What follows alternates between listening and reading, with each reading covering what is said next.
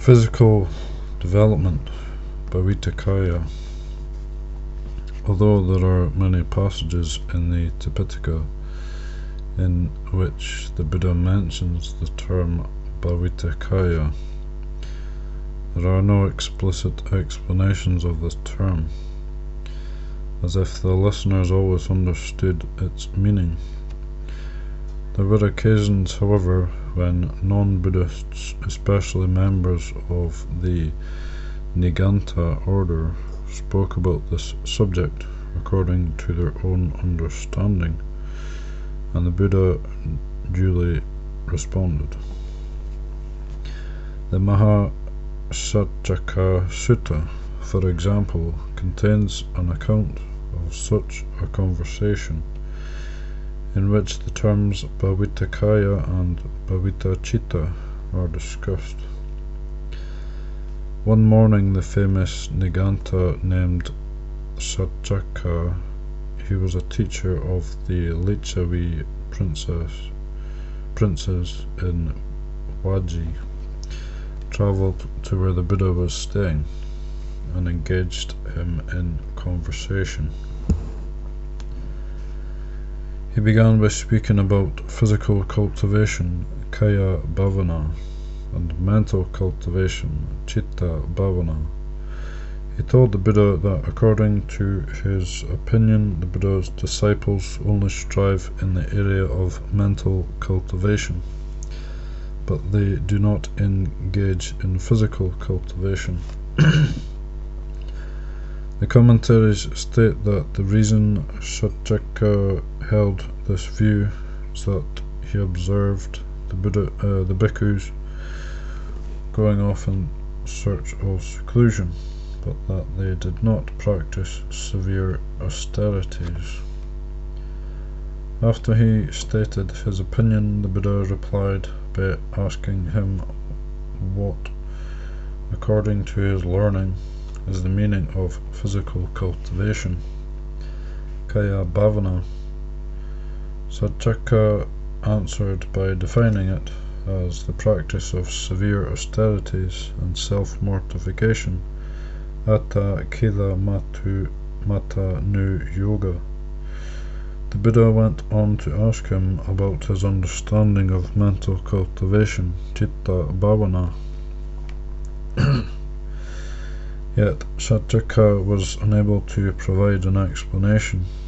The Buddha continued by saying that Satchaka's understanding of physical cultivation is incompatible with the cultivation as found in the Noble One's disciple, Ariya Vinaya. Failing to understand the meaning of physical cultivation, how could one possibly understand mental cultivation? He then bid Satchaka to listen to his explanation on what is not physical and mental cultivation, and conversely, what is truly physical and mental cultivation.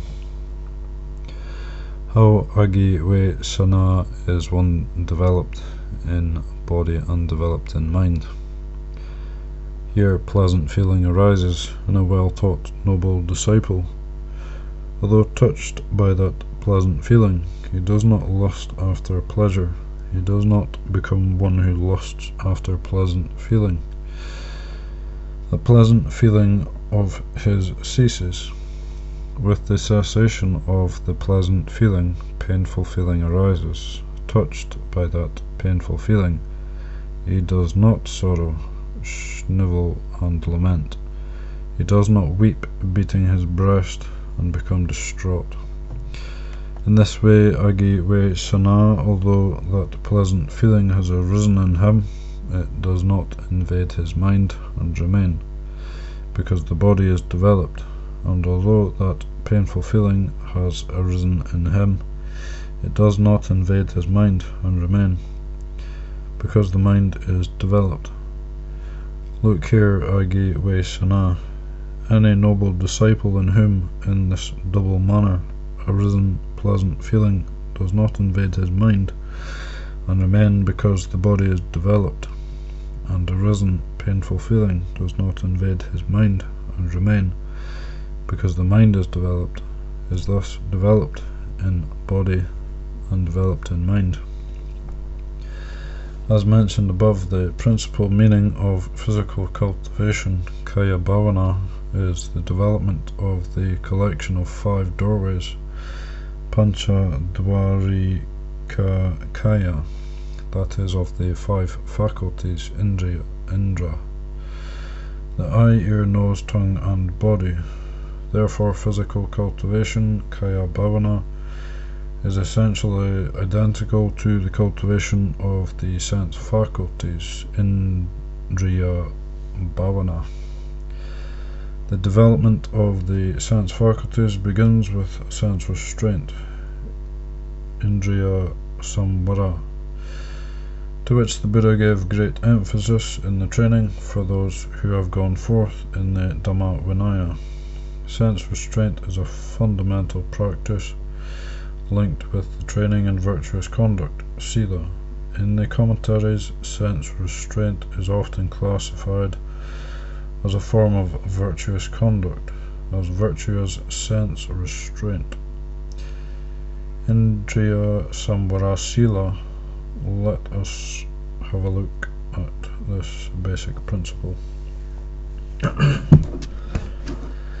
And how Sayur is a monk called a guardian of the sense doors. Here a monk, on seeing a visible object with the eye, does not grasp at its major signs or secondary characteristics, because the evil, unwholesome states of covetousness, abhijja, and indignation, domanassa, would overwhelm him if he dwelt, leaving his eye faculty unrestrained. So he practices guarding it. He protects the eye faculty, develops restraint of the eye faculty.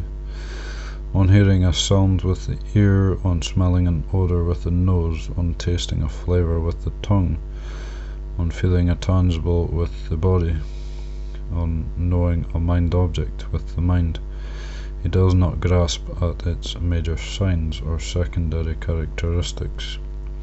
He develops restraint of the mind faculty. That monk endowed with this noble sense restraint experiences within himself pure, unadulterated happiness. In this way, Sayur, a monk, is a guardian of the sense doors. Sense restraint still belongs to the practice of a trainee, or is a rudimentary stage of practice. It is not a necessary practice for an arahant who has developed the sense faculties, bhavitindriya, which is classified as part of bhavitakaya. It is included in the discussion here, however, to demonstrate the various stages of practice. There is a more profound form of sense restraint, or another way of explaining this term, as is evident from a discussion the Buddha had with the wanderer Kundaliya at Anjavana in Saketa. The cultivation of this form of sense restraint fulfills the 3 kinds of good conduct, sucharita. The cultivation of the 3 kinds of good conduct fulfills the 4 foundations of mindfulness. The cultivation of the 4 foundations of mindfulness fulfills the 7 factors of enlightenment. The cultivation of the 7 factors of enlightenment fulfills true knowledge and deliverance, the highest blessing. And how Kundaliya is restraint of the sense faculties developed and cultivated so that it fulfills the 3 kinds of good conduct. Here, Kundaliya, having seen an agreeable form with the eye, a monk does not long for it, or become excited by it, or generate lust for it. His body is steady and his mind is steady, inwardly well composed and well liberated. Moreover, having seen a disagreeable form with the eye, he is not dismayed by it, not resistant, not afflicted, not resentful. His body is steady and his mind is steady, inwardly well composed and well liberated. Further, having heard an agreeable sound with the ear, having smelt an agreeable odour with the nose, having savoured an agreeable taste with the tongue, having felt an agreeable tangible with the body, having cognized an agreeable mental phenomenon with the mind, a monk does not long for it. His mind is steady, inwardly well composed and well liberated. In this way, Kundalini is restraint of the sense faculties developed and cultivated, so that it fulfills the three kinds of good conduct. Now let us examine a higher stage of practice, the cultivation of the sense faculties, Indriya Bhavana, which is described in the Indriya Bhavana Sutta. After describing this form of practice, this sutta also distinguishes between the term Sikapatipada, referring to an awakened person who is still a trainee, and the term Bhavitindriya, referring to an arahant who has completed his or her spiritual training and is developed in body, Bhavita Kaya. On one occasion, the Buddha was staying at the bamboo grove in Kajangala, and he was visited by Uttara, a disciple of the Brahmin Parasariya. The Buddha asked him whether Parasariya taught the cultivation of the sense faculties, Indriya Bhavana, to his disciples. When Uttara replied that he did, the Buddha asked him in what manner does he teach on developing the sense faculties.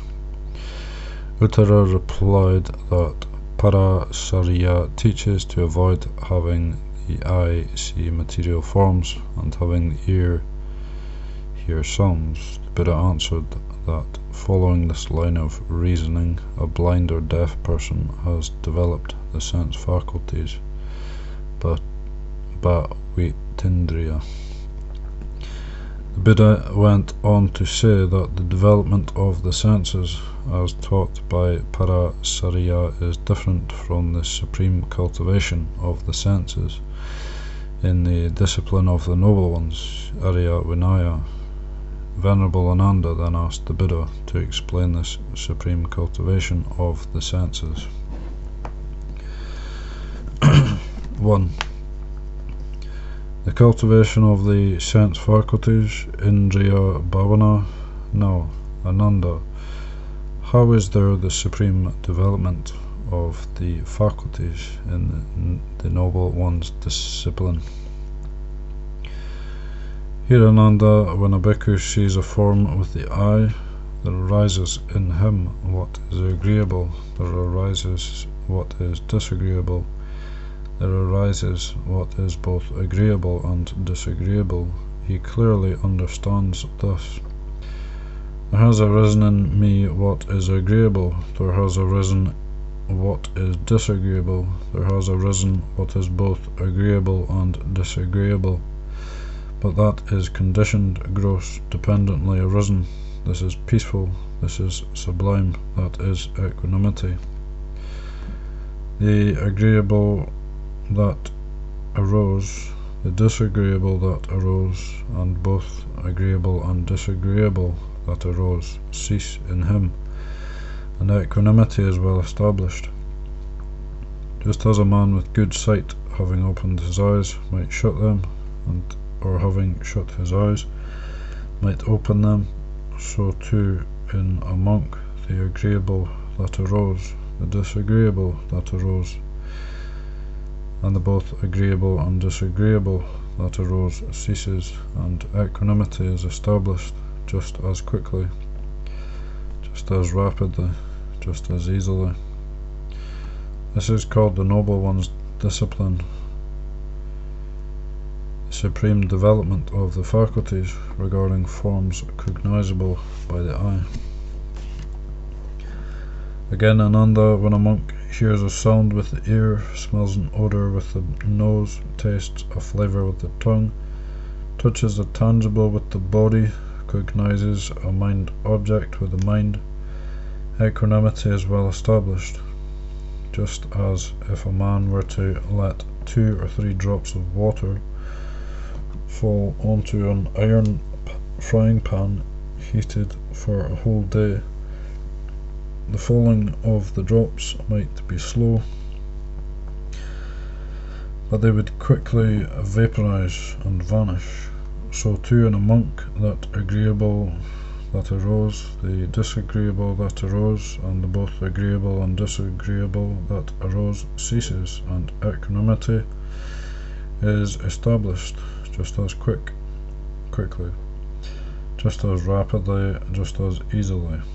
This is called in the Noble One's discipline the supreme development of the faculties regarding mind objects cognizable by the mind. That is how there is the supreme development of the faculties in the Noble One's discipline. 2a. One who is still in training, Sikha Pati Pada, and how Ananda is one a disciple in higher training, one who is still engaged in practice.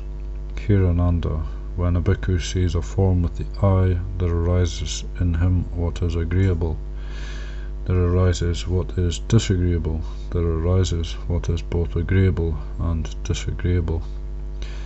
He is discomforted, disquieted, and disgusted by the agreeable that arose, by the disagreeable that arose, and by the both agreeable and disagreeable that arose. When a monk hears a sound with the ear, smells an odour with the nose, tastes a flavour with the tongue, touches a tangible with the body, cognizes a mind object with the mind, he is discomforted, disquieted, and disgusted by the agreeable that arose, by the disagreeable that arose, and by the both agreeable and disagreeable that arose. That is how one is a disciple in higher training, one who is still engaged in practice. 2b. One who has completed the training Bhavitindriya, and how Ananda is one a noble, one with developed faculties. Here Ananda, when a monk sees a form with the eye, there arises in him what is agreeable, there arises what is disagreeable, there arises what is both agreeable and disagreeable. If he should wish, may I abide perceiving the unrepulsive in the repulsive. He abides perceiving the unrepulsive in the repulsive. If he should wish, may I abide perceiving the repulsive in the unrepulsive. He abides perceiving the repulsive in the unrepulsive. If he should wish, may I abide perceiving the unrepulsive in what is both repulsive and unrepulsive. He abides perceiving the unrepulsive in that. If he should wish, may I abide perceiving the repulsive in what is both unrepulsive and repulsive. He abides perceiving the repulsive in that. If he should wish, may I, avoiding both the repulsive and unrepulsive, abide in equanimity, mindful and fully aware. He abides in equanimity towards that, mindful and fully aware. Again, Ananda, when a monk hears a sound with the ear, smells an odour with the nose, tastes a flavour with the tongue, touches a tangible with the body, cognizes a mind object with the mind, there arises in him what is agreeable, there arises what is disagreeable, there arises what is both agreeable and disagreeable. If he should wish, may I, avoiding both the repulsive and unrepulsive, abide in equanimity, mindful and fully aware. He abides in equanimity towards that mindful and fully aware. That is how one is a noble one with developed faculties. As mentioned earlier, by expanding on their meanings or by changing the focus of investigation, there are alternative definitions for the terms Kaya Bhavana and Bhavita Kaya. Instead of focusing on the doorways of cognition or on the sense faculties, the focus shifts to the world at large or to external objects which come into contact with the senses, the objects of cognition. One then distinguishes between these various sense objects. By doing this, the definition of physical development becomes the development of one's relationship to one's surroundings by way of one's physical body, or the development of one's relationship to material things, including other human beings, in their capacity as objects of cognition. One group of objects that people engage with to a great degree is the collection of the four requisites, pachaya: food, clothing, shelter, and medicine.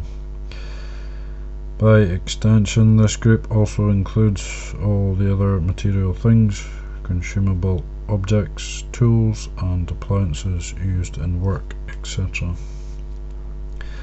which comprise a large part of our interaction with the outside world. This area of a person's life requires discipline and training, as one can see from the teaching on moral conduct, comprised of a wise use of the four requisites, pachaya pati se vanasila. A wise use of material requisites, like sense restraint, may thus be included in the factor of physical development, Kaya Bhavana.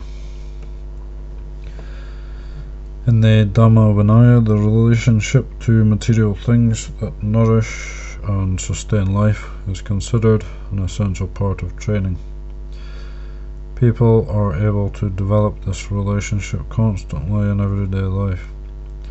This form of training is set down from the onset for those individuals ordained as monks and nuns, of reflecting wisely on the use of the four requisites, and by developing a sense of moderation,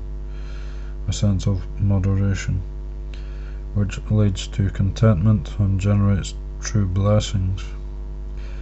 This stands in contrast to consuming things with only a foggy understanding and seeking to gratify one's craving. Kunda, I do not teach you the Dhamma for restraining the taints that arise in the present alone, nor do I teach the Dhamma merely for preventing taints from arising in the future. Rather, I teach the Dhamma to both restrain present taints and to prevent future taints from arising. Therefore, Kunda, let the robe I have allowed you be simply for protection from cold, for protection from heat, for protection from contact with the wind and sun, from horseflies, mosquitoes, and creeping things, and only for the purpose of concealing the private parts and protecting your modesty. Let the alms food I have allowed you be just enough for the support and sustenance of the body, for avoiding malnourishment leading to distress, and for assisting the holy life, considering thus I shall terminate old feelings without arousing new feelings, and I shall be healthy and blameless, and I shall live in comfort. Let the lodging I have allowed you be simply for protection from cold, for protection from heat, for protection from contact with the wind and sun, from horseflies, mosquitoes and creeping things, and only for the purpose of allaying the perils of climate and for the enjoyment of seclusion. Let the medicinal requisites that I have allowed you be just for warding off feelings that have arisen, resulting from illness, and for the benefit of being free from afflicting disease. Of these four requisites, lodging, sena sana, literally place for sitting and lying down, is highly significant, both as a residence and as a place for storing other requisites. Most human actions, whether it be the preparation, consumption or storage of food, or the place for keeping one's clothes and getting dressed, occur in one's lodging or abode. In respect to offering gifts, the Buddha said, "Giving food and drink, one gives strength. Giving clothes, one gives beauty. Giving a vehicle, one gives ease and comfort. Giving a lamp, one gives sight. The one who gives a residence is the giver of all, but the one who teaches the Dhamma is the giver of the deathless." For the monastic community, the residence encompasses all buildings, from personal monastic huts, kuti, to communal buildings, which comprise individual monasteries, originally referred to by the Buddha as Ramana, park, grove. These monasteries developed from forested areas, from woodlands, vana, and royal parks, uyana. The first Buddhist monastery offered by King Bimbisara to the Buddha was Weluwanang Uyanang, the Bamboo Grove and Royal Park, and the monastery in which the Buddha spent the most amount of time was Jetavana Royal Park, later called Jetavana Grove.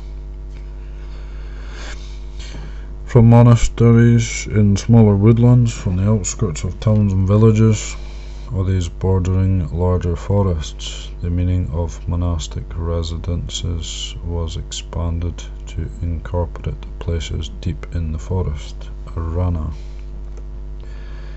including caves, steep ravines, and mountains. Eventually, the concept of residence, sena sana, for the monastic community came to encompass the entire range of forests, mountains, and inhabited areas, until it meant one's entire environment, the whole world. One's residence, region of habitation, and entire environment is equivalent to those things in one's surrounding with which one comes into contact, associates, engages, and relates by way of the five senses. Therefore, the world around us is the domain for physical development, kaya bhavana, for training the body, for training one's interaction with the outside world by way of the sense faculties. A favourable relationship to one's residence, which is maintained continuously by accomplished practitioners, is evinced by the terms used to describe monastic residences above, and it is connected to a healthy relationship, generally in spiritual practice, to the world at large. This is evident from the first term used to describe a monastery, arama, which can be translated as park and literally means place of delight. This term arama points to a fundamental aspect of a Dhamma practitioner's relationship to the world, beginning with one's residence. In the case of monks and nuns, this refers to a monastery, as being a place of inspiring delight. For example, it is in a natural surrounding with plants and animals. This term reveals the desirable mind state that a monastic or Dhamma practitioner should maintain in relation to a suitable residence, which can then be extended to any place or region where one lives, making it a place of delight. This is not all. The term arama connects people to their fundamental state of existence and way of practice. It connects us to the domain of sense experience, to the mind. Here one's abode or abiding is one of delight, which we see revealed in various Dhamma principles. For example, solitude as a place of delight, pavivekarama. Seclusion as a place of delight, patisalanarama.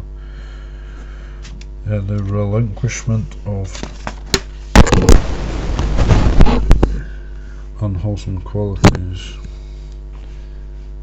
as a delightful abiding, pahanarama, and the cultivation of wholesome qualities as a delightful abiding, bhavanarama.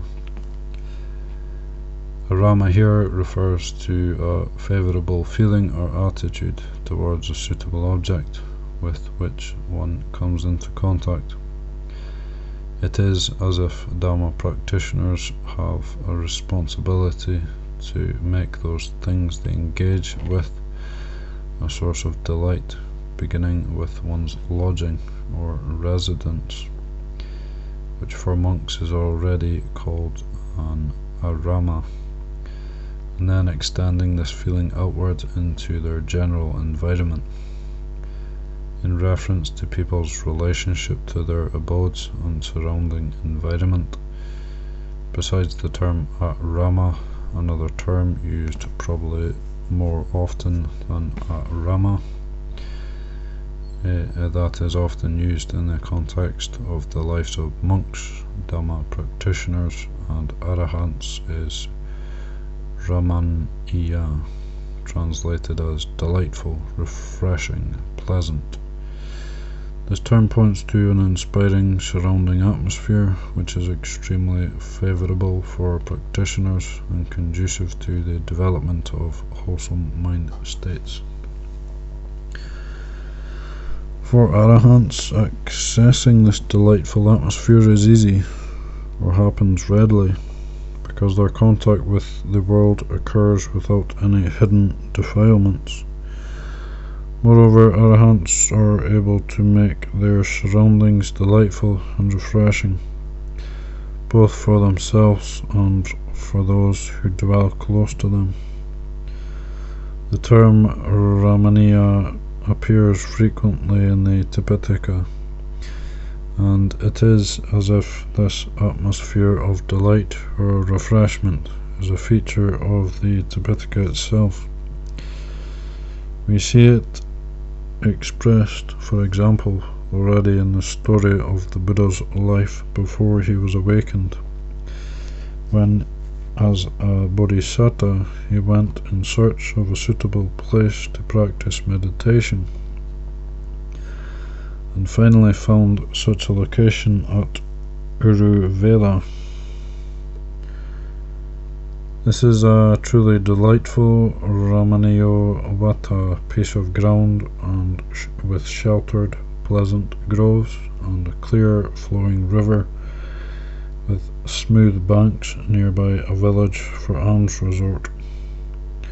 This will indeed serve for the striving of a clansman intent on striving, and I sat down there thinking, this will serve for striving.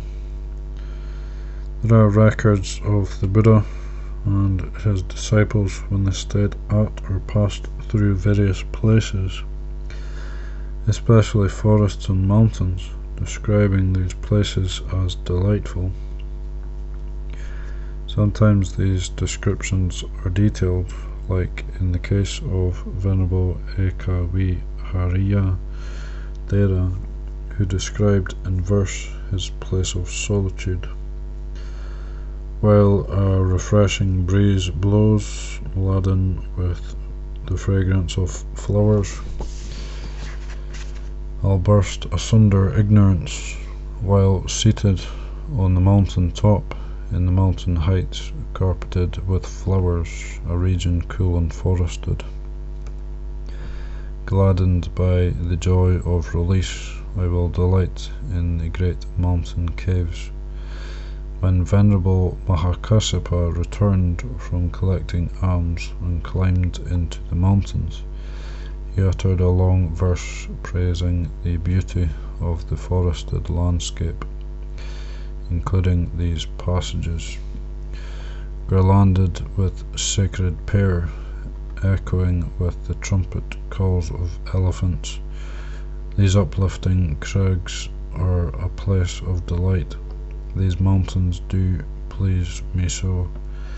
Dark-hued like thunderheads, these marvellous mountains, with cool, clear streams, and covered by meadows, the colour of gold dust beetles, these mountains do please me so. These myrtle peaks, majestic as clouds, appearing like palaces, resounding with the lovely bellows of tuskers, these mountains do please me so. To sum up, arahants have completely developed their sense faculties, bhavitindriya. Besides being able to immediately savour a delightful environment, they are able to perceive or relate to an unpleasant physical surrounding as pleasant. They delight in pleasant places without hindrance, and they transform chaotic, troublesome places into an oasis. Those who come into contact with them share in this delight. Whether in a village or in forest, or hill or in dale, wherever arahants dwell, delightful indeed is that spot. The cultivation of the body, kaya bhavana, begins with initial stages of practice and truly reaches fulfillment when practice is complete, when a person realizes the fruit of wisdom cultivation. When practice is complete, the aspect of physical development, bhavita kaya, is conspicuous and easily apparent to others. Having said this, however, there are other similar results of awakening that can potentially be misleading to ordinary people who have not developed themselves in body, virtue, mind, and wisdom.